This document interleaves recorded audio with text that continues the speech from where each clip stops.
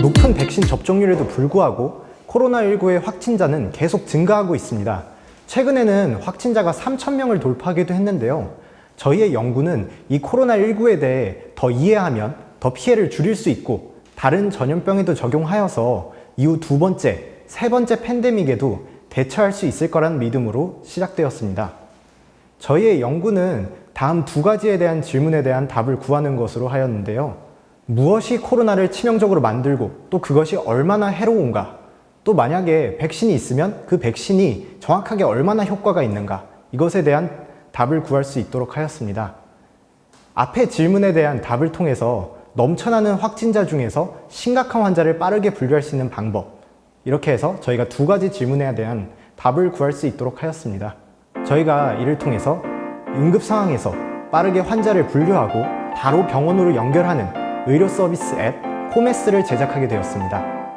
안녕하세요. 이광환 교수님 지도하에 졸업작품을 제작한 컴퓨터공학부 16학번 신민용입니다. 먼저 저희 작품의 대략적인 설계입니다. 저희 작품의 대략적인 설계와 분석과 어플리케이션 두 가지로 설명하겠습니다. 먼저 저희 작품의 대략적인 설계에 대해서 말씀드리겠습니다. 저희 팀은 미국 CDC 그리고 한국질병관리청의 데이터를 참고하여 환자 데이터를 5,000건 생성하였고, 이를 각각 로지스틱, K-민즈 두 가지 머신러닝 방법을 사용하여 분석하였습니다. 그리고 이 분석한 결과를 바탕으로 어플리케이션에 적용하였는데요. 핵심 기능은 세 가지가 있습니다. 첫 번째로 환자가 자신의 정보를 입력하면 위험도에 따른 분류 기능을 제공합니다. 두 번째로 환자가 자신의 위치를 입력하면 가장 가까운 병원의 위치를 제공하고 또 통화로 연결될 수 있도록 합니다. 마지막으로 세 번째, 시각화를 통해서 저희의 원리를 설명할 수 있도록 하였습니다. 먼저 저희가 로지스틱 회계를 통해 코로나19에 대해 저희가 분석한 내용에 대해 말씀드리겠습니다. 저희는 5,000개의 데이터를 바탕으로 학습을 진행하였는데요. 여기 왼쪽을 보시면 나이 가중치는 마이너스 3.8, 순환기 질환 가중치는 마이너스 4.89, 호흡기 질환 가중치는 마이너스 7.49가 나온 걸 확인할 수 있습니다. 여기서 숫자가 의미하는 것은 음수이면서 클수록 환자의 건강에 악영향을 미친다는 것인데요. 여기서 백신이 투여되면 어떤 결과가 바뀔까요? 오른쪽을 보시면 백신이 요소로서 투입된 결과입니다. 여기서 백신의 가중치는 5.825, 요소 중에 제일 높은 수치인데요.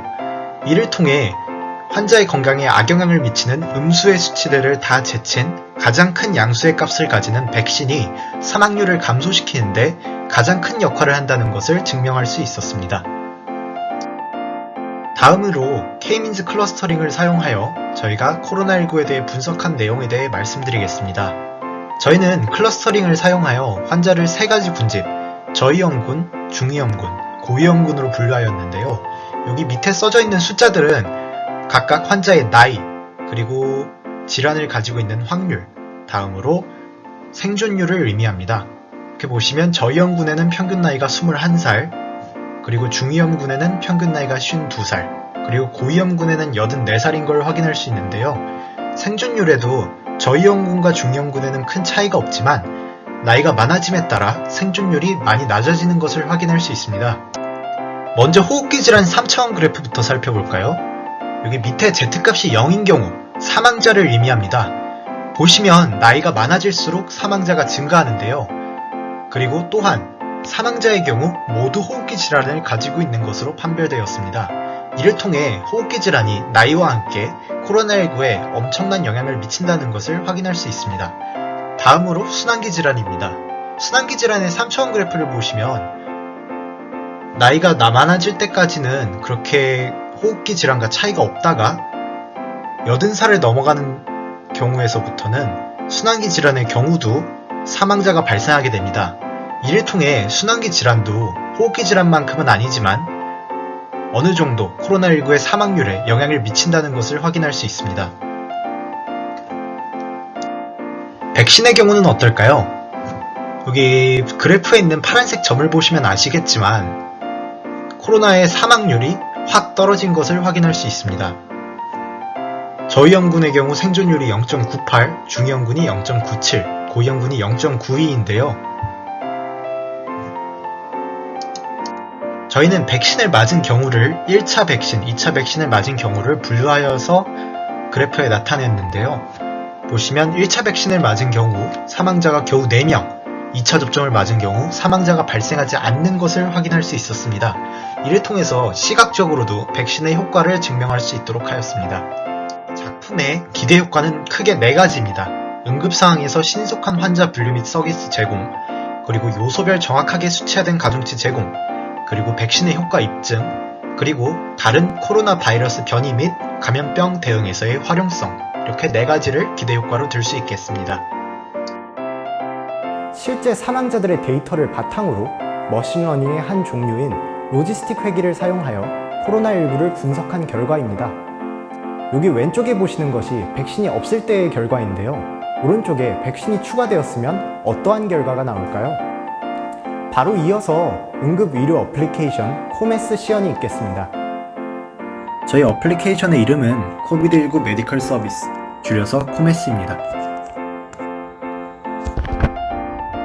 어플리케이션에는 3가지 핵심 기능, 위험도 계산, 병원 찾기, 그래프 확인 이렇게 3가지가 있는데요. 먼저 위험도 계산부터 해보겠습니다. 여기서 나이와 증상을 입력하면 저희가 직접 로지스틱 회계를 통해 위험도를 계산하여 사용자에게 알려줄 수 있도록 하였습니다. 보시면 위험도가 25살에 비만이 있는 경우는 낮게 나오는 걸 확인할 수 있습니다. 다른 경우에는 어떻게 나올까요? 만약 90세 노인이 호흡기 질환이 있다면 계산했을 때 다른 결과가 나올 것입니다. 보시면 100점 만점에 75점, 75의 위험도가 나오는 것을 확인할 수 있고, 이를 통해 중증 병상을 이용해달라는 메시지를 출력합니다. 이렇게 위험도를 확인하고 나면 바로 버튼을 눌러서 2번째 기능으로 연결될 수 있도록 하였습니다. 보시면 현재 대한민국에 있는 모든 상급 병원의 리스트입니다. 이를 지역별로 확인할 수 있고, 만약 위급 상황에서 가장 가까이 있는 병원을 확인하고 싶으면 거리순 정렬 버튼을 눌러서 이렇게 현재 위치와 가장 가까운 병원, 그리고 그 병원들의 남은 병상을 확인할 수 있습니다. 일반 병상 연결을 눌렀을 경우 가장 가까운 일반 병상이 있는 병원, 만약에 이 경우에는 중증 병상이 없는데요, 중증 병상 연결을 누르면 2번째로 가까운 병원으로 연결될 수 있도록 하였습니다. 마지막으로 3번째 기능인데요, 그래프 확인에서 호흡기 질환, 그리고 데이터의 양에 따라서 달라지는 클러스터링 결과, 그리고 아까 제가 설명해드렸듯이 설명을 밑에 첨부해서 처음 보는 사람이 저희 어플리케이션이 어떠한 원리로 사람들을 분류하는지 이거를 시각화해서 보여줄 수 있도록 하였습니다. 이는 순환기 질환, 그리고 백신도 동일하게 확인할 수 있도록 하였습니다. 이것으로 저희 어플리케이션의 소개를 마치겠습니다. 저희의 연구와 응급 서비스 앱 코메스가 지금 같은 코로나 시국에 도움이 될 수 있었으면 좋겠습니다.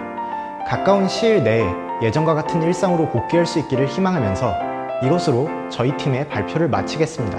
감사합니다.